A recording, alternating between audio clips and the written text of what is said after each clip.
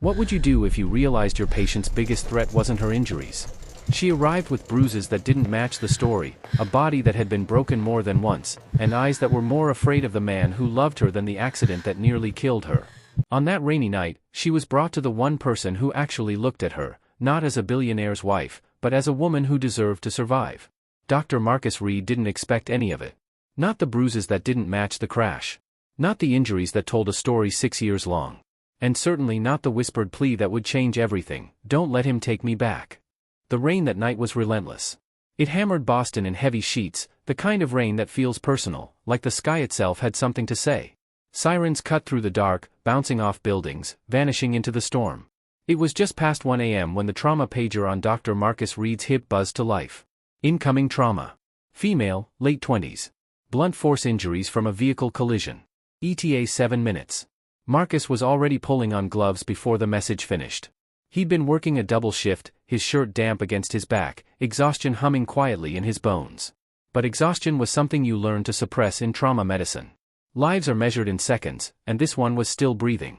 The ambulance burst through the emergency bay doors. 2 paramedics rushed the gurney through puddles, wheels screaming against wet concrete. "Dr. Reed, she's coding." He met them halfway. His eyes swept the stretcher in one practiced motion, mid to late 20s, blood matting her hair, bruises blooming across her clavicle, one arm dislocated. Ribs likely fractured. But it wasn't the injuries that caught him. It was the look in her eyes. Not pain. Terror. Intubate her now. Vitals?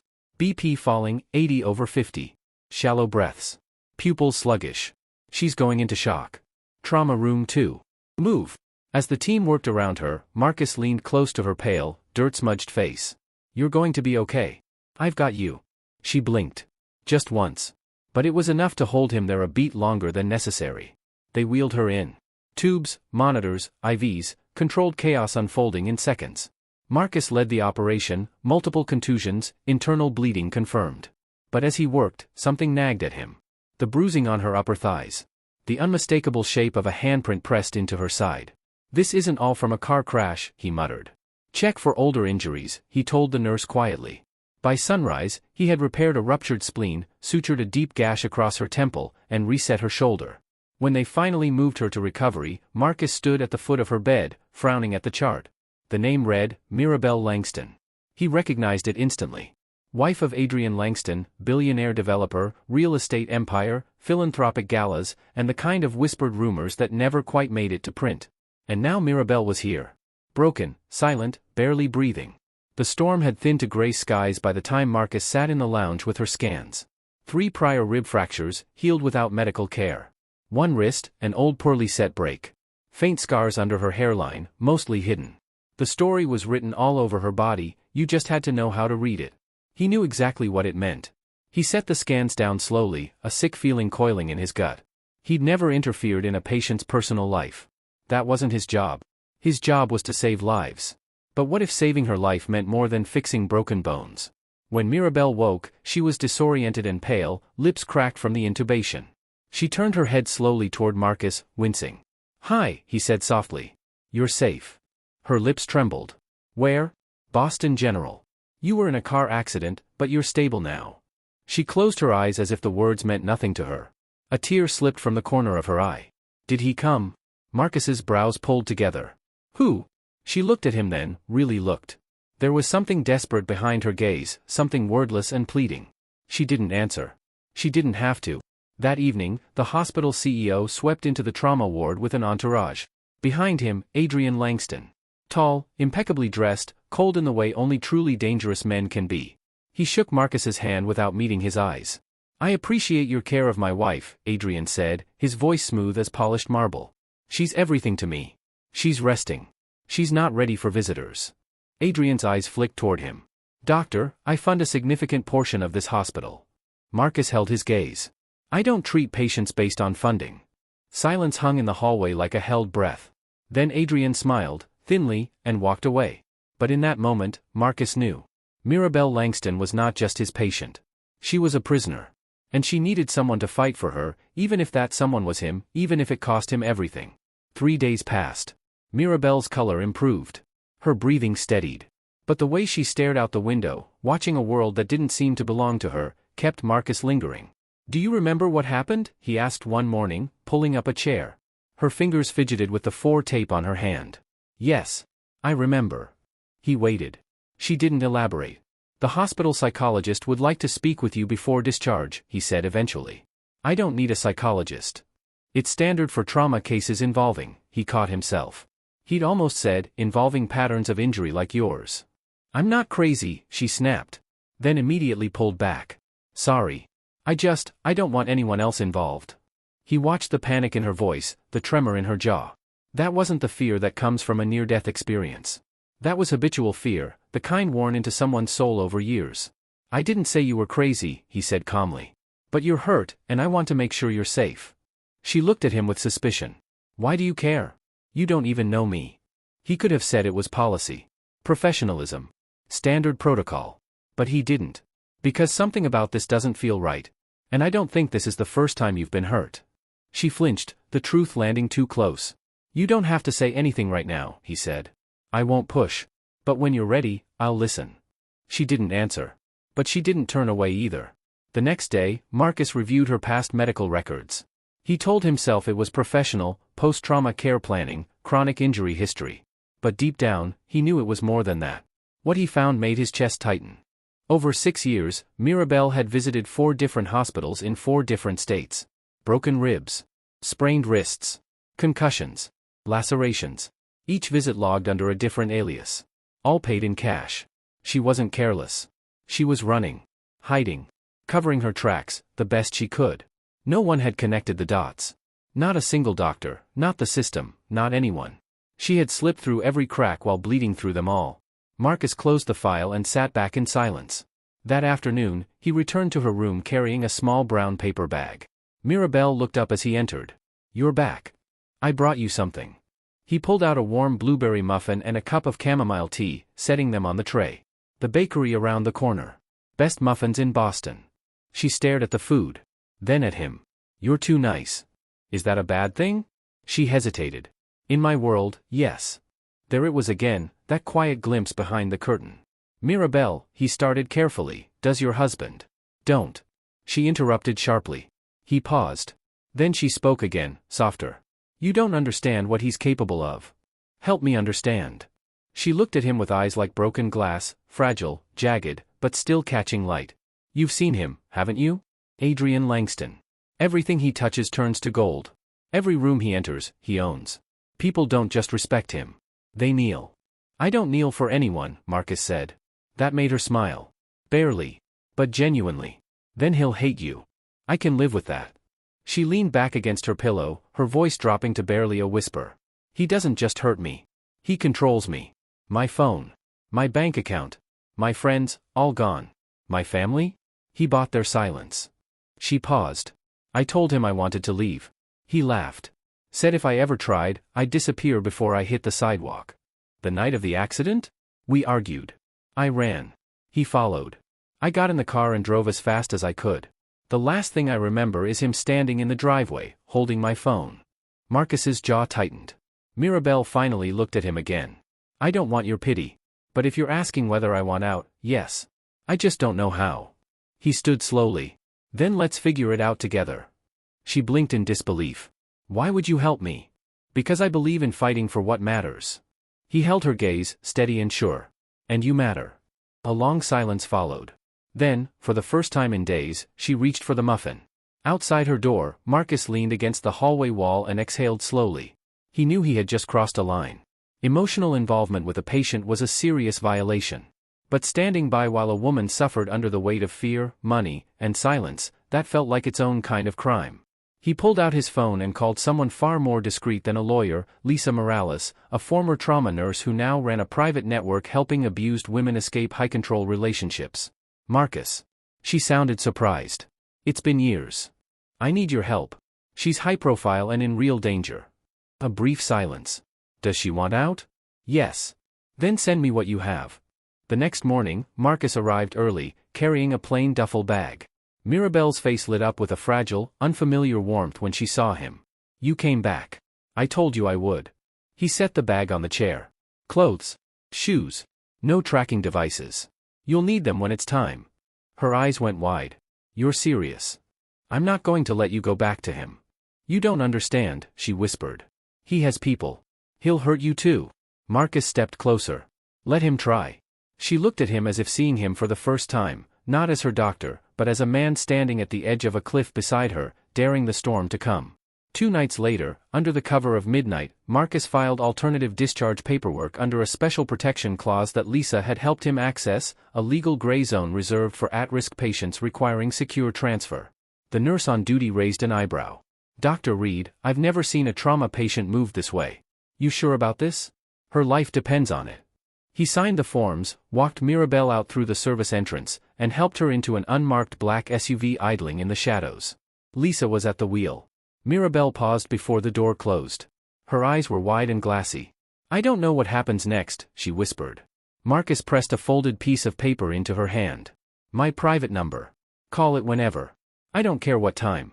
I still don't know why you're doing this. He gave her a tired smile. Because the world needs more people who do the right thing, even when no one's watching. The door closed. The SUV disappeared into the dark. And Marcus stood alone in the quiet, heart pounding, knowing there was no going back. The fallout began by 9:47 the next morning. Adrian Langston stormed into the hospital with 2 lawyers and a security detail. Where the hell is my wife? The hospital administrator summoned Marcus to the 7th floor boardroom. Adrian was already mid-rant when he arrived. He forged her transfer. He allowed her to disappear under his watch. This is gross negligence. She was discharged under protective protocol, Marcus said evenly. The paperwork is legal and filed. Adrian stepped forward, jaw tight. You think you're a hero? She's not well. She's vulnerable. She's terrified, Marcus said. His voice didn't rise. The hospital's legal counsel intervened before it could escalate further. By the end of the hour, Marcus's privileges were suspended pending investigation. He left the meeting in silence, walked past his office, down the hall, and out into the sharp October air. They could strip his badge. Take his paycheck. Ruin his name. But they couldn't undo what he'd done. Mirabelle was free. That night, alone in his apartment with a glass of scotch and the city glittering below, his phone buzzed once. Unknown number. He answered. A moment of silence. Then her voice, soft, steady, free. It's me. He closed his eyes. Are you safe? Yes. Neither of them speaks again for a while. Because sometimes silence isn't empty. Sometimes it's everything. The courtroom felt colder than any operating room Marcus had ever stood in. Family Court, Division 4, Lower Boston. Directly across the aisle, Adrian Langston, seated like a man who still believed the world owed him something.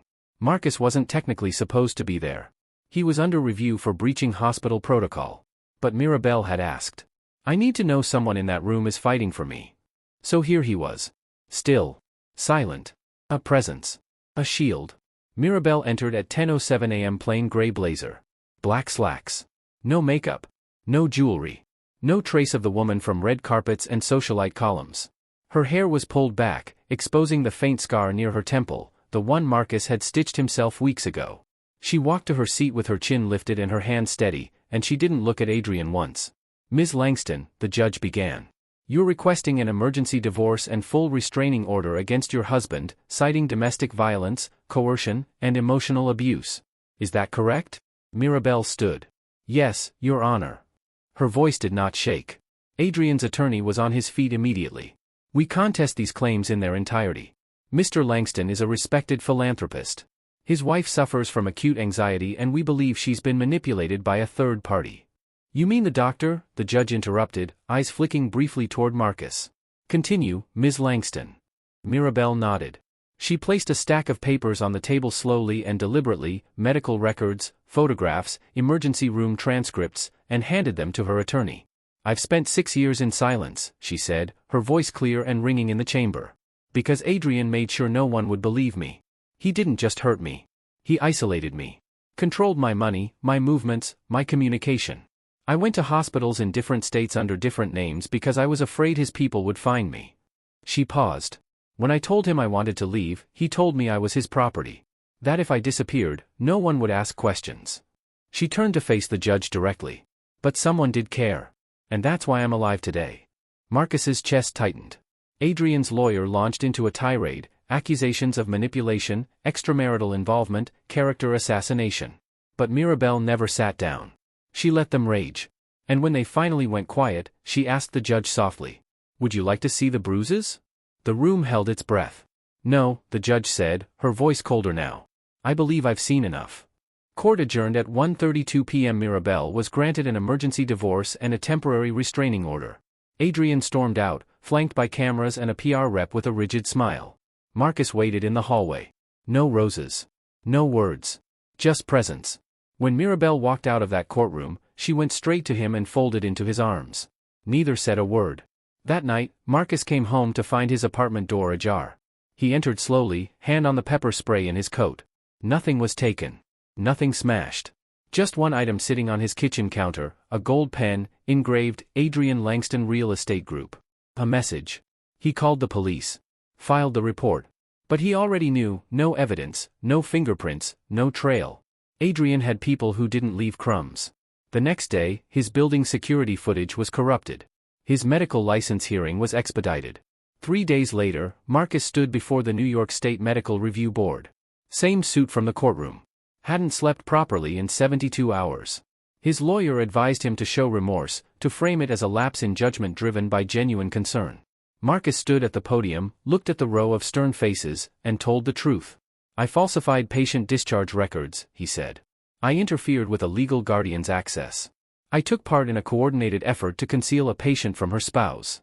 Murmurs moved through the room. "I also saved her life." He paused. "You can revoke my license. Fine by me. I'll accept that. But if you're asking whether I'd do it again," he looked straight at the board chair. "Yes. 1,000 times over." The hearing ended in silence. His license remained suspended pending final decision. But Marcus walked out of that building feeling lighter than he had in weeks. That evening, his phone buzzed. A location pin. A cabin just outside Woodstock, New York. And 2 words, "Come home." He stared at the screen for a long time. Then he packed a bag and drove. The road to Woodstock cut through a tunnel of amber leaves and early frost. October in upstate New York had a way of silencing everything, the chaos, the city noise, the weight of headlines and courtroom echoes. It felt like a place between seasons. Between storms. Just like them. When the cabin came into view, tucked between pines, smoke curling from the chimney, Marcus exhaled for what felt like the first time in weeks. Mirabelle was on the porch in a wool sweater, arms folded against the cold, hair caught in the wind. She looked different here. Not small, not afraid. Grounded, like the mountain was part of her now. As soon as he stepped out of the car, she came down the porch steps and into his arms. Neither spoke. They just stood there, holding on like survivors after a shipwreck. "You found it," she whispered, cheek pressed against his chest.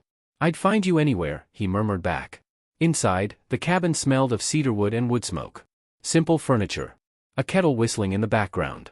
A heavy knitted throw across a worn couch. Mirabelle poured him tea without asking, like she already knew what he needed.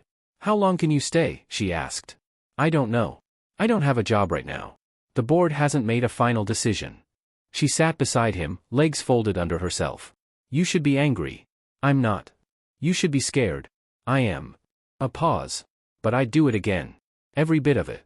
She looked at him then, not with gratitude, but with something deeper. Something vulnerable and sacred. "You could have walked away." "I couldn't," he said simply. "I saw you." She took his hand, her fingers interlacing with his. "I'm still learning how to see myself." They stayed like that for hours. The fire crackled. The tea went cold. Outside, the world began to whisper of winter. But peace doesn't last long when a man like Adrian Langston wants revenge. The first blow came the next day. Subtle and surgical, just like him. Marcus's apartment was listed for public auction under a false lien claim. His credit cards were flagged for fraud. His name started trending online, #stolenwife, #DrScandal. Headlines accused him of misconduct, manipulation, and obsession. The Daily Ledger ran it front page, "Respected surgeon or secret lover. Doctor's obsession destroys Langston empire." Mirabelle threw the paper into the fire. "He always hits where it hurts." "I'm not scared of losing things," Marcus said. "I'm scared of you thinking I regret this." She turned to face him. "Do you?" "No." "Then we hold the line." And just like that, the woman who once walked like glass began to forge steel in her spine. Days turned into a week. Mirabelle started writing, pages at a time, reading excerpts aloud by firelight.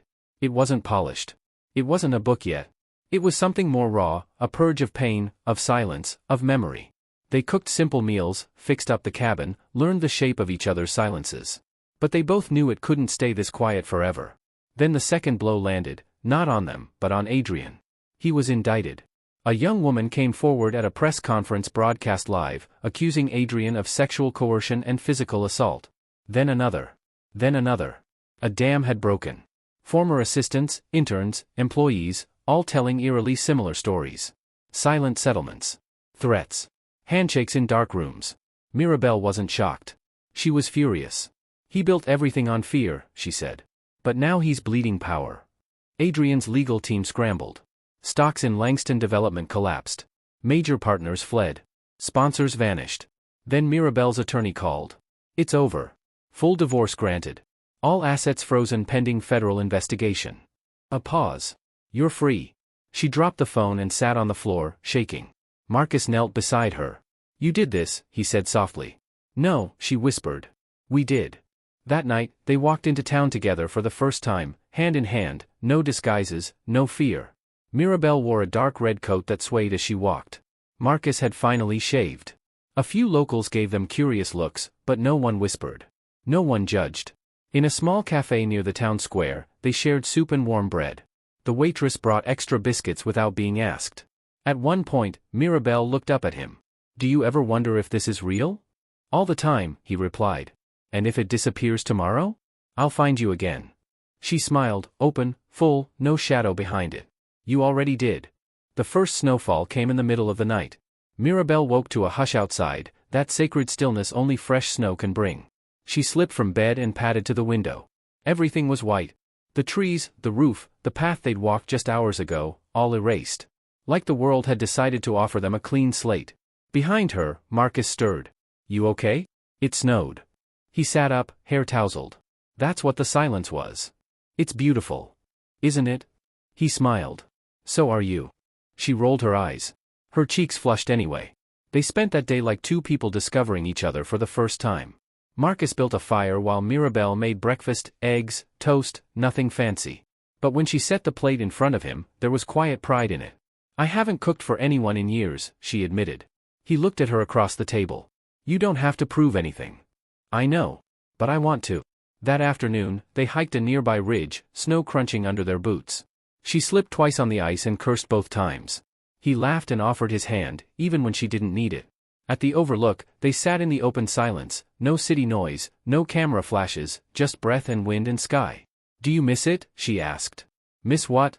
Your life before all this. Surgery. The hospital. The control. He took a long moment.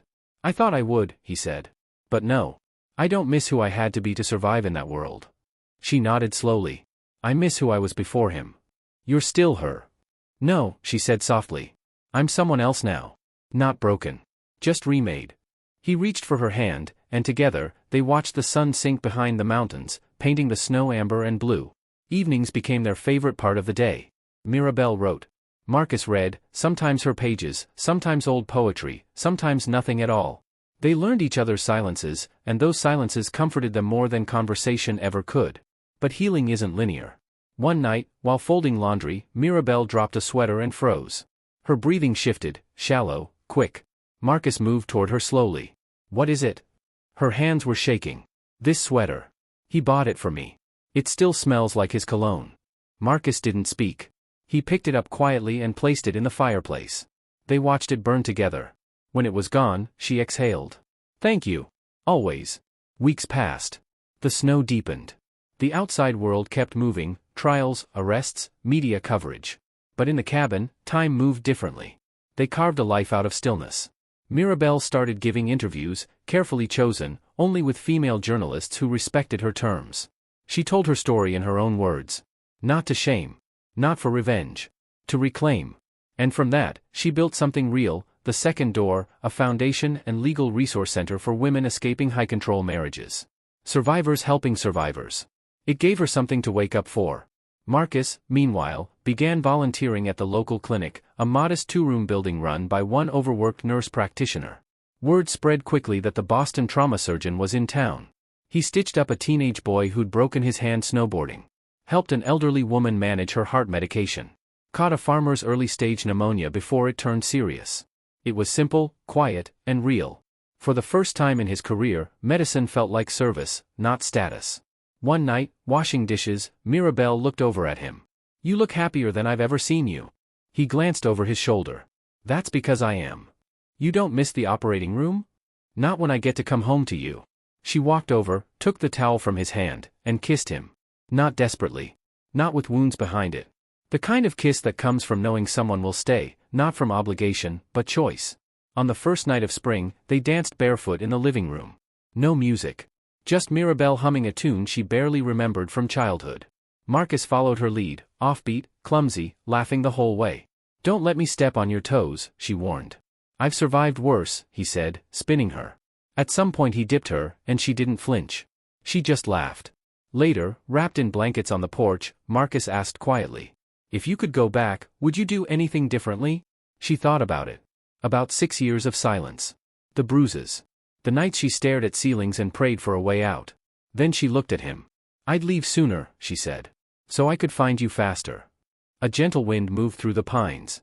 Mirabelle rested her head on his shoulder. And for the first time in her life, she whispered something that once felt impossible. "I'm safe." The morning of their wedding, sunlight spilled through the cabin windows like melted gold. Mirabelle stood before the mirror, barefoot, in a dress that was nothing like what she had worn on the day she married Adrian Langston. No cathedral veils. No designer labels. No performance. This one was hand-sewn by a seamstress in town, soft ivory, fitted at the waist, bare shoulders, clean lines. Elegant in a way that didn't beg for attention. She didn't need a fairy tale gown. She had already survived the dragon. "Ready?" came Lisa's gentle voice behind her. Mirabelle smiled. "Yes. I'm ready." The ceremony was held in a small clearing behind the cabin, where the pines gave way to open sky. Only a handful of guests, Lisa, Mirabelle's attorney, the nurse from the clinic, a couple from the shelter who had become family in the hardest season of her life. No photographers. No tabloid coverage. Just birdsong and spring breeze. Marcus stood at the altar in a navy suit, hands clasped, heart hammering. His eyes never left her as she walked toward him, slow, barefoot in the grass, her hair down like a banner of freedom. When she reached him, she took both his hands. "We made it," she whispered. "I never doubted it," he whispered back. The officiant was the same judge who had granted Mirabelle her final divorce ruling. There was a quiet poetry in that, like fate had come full circle. No long speeches, no dramatic readings. Just vows written not on paper, but through fire. Mirabelle went first. "I used to think love was a contract. A cage. Something people said when they wanted to own you. Then you came into my life, not with promises, but with action. With kindness. With defiance. You broke the rules for me. You risked everything for me. And because of you, I don't just believe in love. I believe in myself." Marcus blinked fast. Then spoke. "You changed the way I see the world. You taught me that doing what's right sometimes means losing everything. And that's okay, as long as you don't lose yourself. You gave me purpose and peace and joy. And every morning I wake up beside you feels like gratitude in its purest form." The judge smiled, blinking back tears herself. "I now pronounce you already a miracle, but also husband and wife." Everyone laughed. And when they kissed, it wasn't fireworks. It was a slow sunrise. A kiss that said, "We survived. We chose this. We are here." 3 months later, they opened their joint clinic, New Dawn Wellness Center, in the heart of Woodstock. For rooms, 2 doctors, one shared mission: treat the whole person, not just their symptoms. Medical care, trauma-informed therapy, support groups, legal resources for survivors. The waiting room was always full, and every patient who walked through the doors was met with warmth, not judgment. On the front desk hung a quote, painted in soft script. "You are not what hurt you. You are what healed you." Mirabelle chose that. She also chose to publish her memoir, The Cage I Escaped, written entirely from the cabin over late nights and tea, with Marcus reading chapters aloud and quietly crying when she wasn't looking. The book hit the bestseller list within a week. More importantly, it saved lives. Letters poured in. Survivors showed up at the clinic. Women who had once felt invisible finally knew they weren't alone. One night, Marcus came home to find Mirabelle on the porch, staring at the stars. "You okay?" he asked, wrapping his arms around her from behind. She leaned into him. "Better than okay." He smiled. "Thinking about the baby?" Marcus's heart stopped. "The what?" She turned to face him, eyes bright, and she didn't need to say another word. He blinked. Then he laughed, full, disbelieving, childlike. The kind of laugh only she had ever drawn out of him. "We're going to be parents," he whispered, holding her face in his hands. Yes, she said. And just like that, a new chapter began before they'd even finished this one. They named their daughter Sienna Bliss Reed. Because Sienna was the color of sunset seen through tear-filled eyes. And they were carried through the fire by hope and trust. They never forgot what they had been through. The scars remained, physical, emotional, institutional, but they didn't hide them. They wore them like medals. Proof that love isn't what saves you. It's what gives you the strength to save yourself. And in the end, what remained wasn't a headline or a courtroom victory or a bestseller list. It was a little girl named Sienna, asleep in a cabin in the mountains, while her parents sat on the porch and listened to the wind move through the pines. That was their legacy. Love didn't just win. Love fought. Love healed, and love stayed.